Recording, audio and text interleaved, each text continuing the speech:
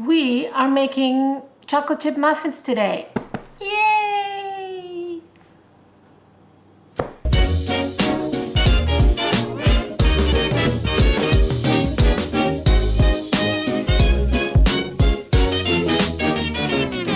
Okay, we're making healthy chocolate chip muffins today. While the kitchen is still clean. The nice thing about this recipe is you only need one bowl, measuring cups,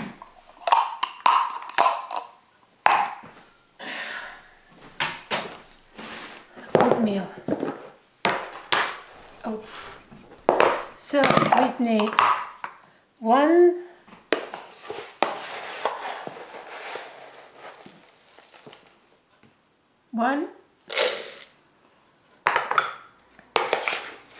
and a quarter cup of oats. Done. 1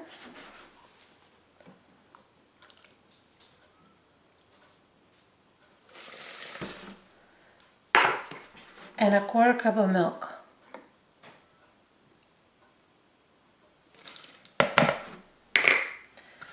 Now, this should be sitting for a bit.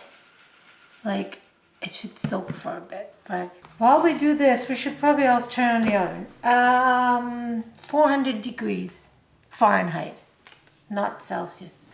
I use cheap vanilla. I don't think it makes any difference. I can't afford the expensive vanilla, so I use the cheap one. Maybe I would notice, my son doesn't. Okay, I use one teaspoon, one generous teaspoon vanilla, because that's the cheap stuff. Just assume that this has been sitting for 15 minutes soaking, okay? We'll just, for the heck of it, we're just assuming that. Assume. We're using half a cup of sugar. Half a cup of sugar in there. That's also excellent for scraping stuff out of the bowl afterwards. So stirring that up. 1 egg. Contrary to popular belief, you don't crack the egg on the side of the bowl. You crack the egg on a flat surface. Because if you crack it on the side of the bowl, you kind of push the eggshell into the yolk and you break the yolk. This is just if you need to separate the yolk from the whites, but years and years of doing it wrong until I realized. So don't do my mistakes. 1/4 teaspoon salt. Yeah, and salt, not sugar. I need more baking powder. This is the strange thing. Usually when you cook like a muffin or something, you use one teaspoon of baking powder or something. Here, they're asking for 4. I mean, that's a lot. 1, 2, 3,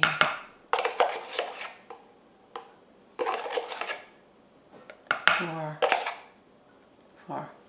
I believe it's because of the heaviness of the oats. And by the way, these are just regular oats. These are not the fast cooking ones. You know, you need like regular oats. These are a bit heavier, and so you need a lot of baking powder, I think. My baking powder is all clumpy. But that doesn't matter because we're gonna mix the heck out of it anyway. So after the baking powder, oil. Sunflower oil, safflower oil. We only need a 1/3 of a cup.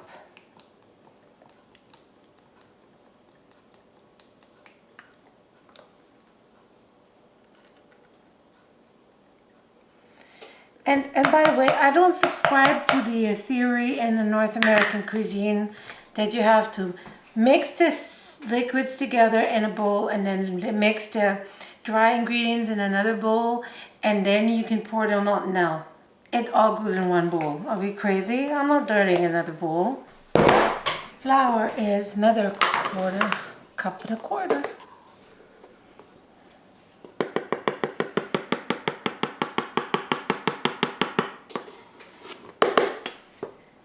One cup.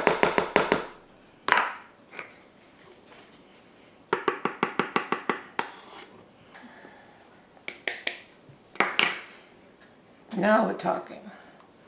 This is already getting a bit more solid. Now we have everything in there that we want. That was the original recipe called for, but I'm adding chia seeds. Why would you do that, Karen? Why would you eat chia seeds? Chia seeds are just tiny little seeds. I put them in my muffins because it's just very good for your digestion. Let's leave it at that. Let's not go into too much detail. I put 3 tablespoons of chia seed in there. Okay, that's the oven. It's preheated. 1 to 3. Now the chia seed doesn't get ground up. I used a whole chia. And it doesn't taste like anything. It just adds a lot of bulk. And chia is like flaxseed. It introduces some kind of a moisture into your bowel. Let's not get into details. So I'll put like 1/4 cup in the dough. I have this old baking pan here. I use these silicone cups that silicone cups, in my opinion, are better than paper. Because if I buy paper-lined muffins or cupcakes, when I peel the paper off, half the muffin sticks to the paper.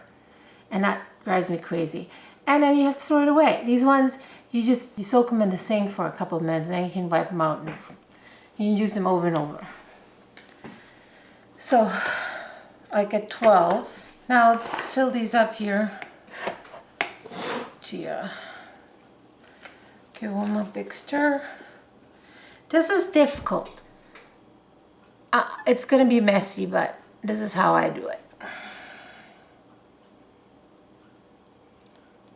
So, see, that's already getting messy.